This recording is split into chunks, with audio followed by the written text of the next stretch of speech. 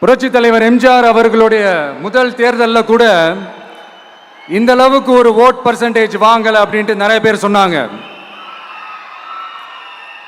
ஆனால் நீங்கள் டிவி கேட்க அவ்வளோ நீங்கள் ஆதரிச்சிருக்கிறீங்க. நான் எம்ஜிஆர் அவர்களோடலாம் நான் கம்பேர் பண்ணல. எம்ஜிஆர் தான். ஆனால் நாம பெரியார், அண்ணா, எம்ஜிஆர் அவர்கள் வழியில ஒரு அன்பா உழைக்க வந்த உங்க விஜய், அவ்வளவுதான்.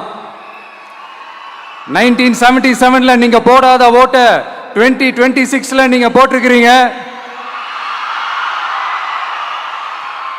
என்ன ஒண்ணு, இன்னும் கொஞ்சம் அதிகமா ஆதரிச்சிருந்தீங்கன்னா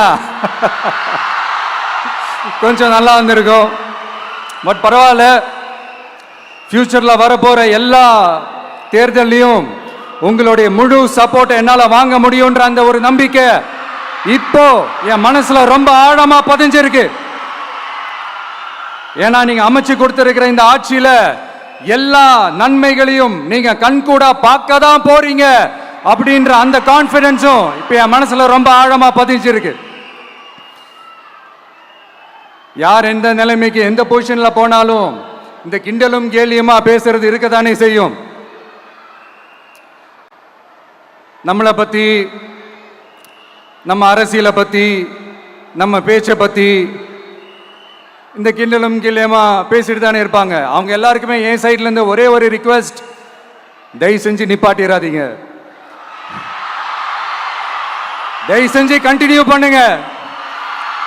நீங்க தான் என்னோட எனர்ஜி ஃபோர்ஸ். நீங்க பேசிக்கிட்டே இருங்க, பேசிக்கிட்டே இருங்க, பேசிக்கிட்டே இருங்க.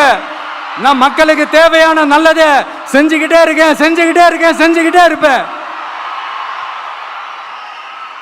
அடுத்து இப்ப நம்ம புதுசா அந்த சூட்லாம் போட்டு வரோம்ல, அதை பத்தி கூட நிறைய பேர், ஏன் நாமெல்லாம் கோட் சூட்லாம் போடக்கூடாதா? அதிகாரம் செய்யறவங்களும் ஆதிக்க சக்திகளும் மட்டும்தான் கோட் சூட்லாம் போடணுமா என்ன? அப்பெல்லாம் எதுவுமே கிடையாது. நான் என்ன கலர் கலராவா போட்டு வரேன்? ரெண்டே கலர், நம்ம எல்லாரும் மனசு மாதிரியே பிளாக் அண்ட் ஒயிட். எல்லாத்திலும் பிளாக் அண்ட் ஒயிட்டா இந்த விஜய் இருப்பான் அப்படின்னு காட்டுறதுக்கு தான் அந்த கலர்.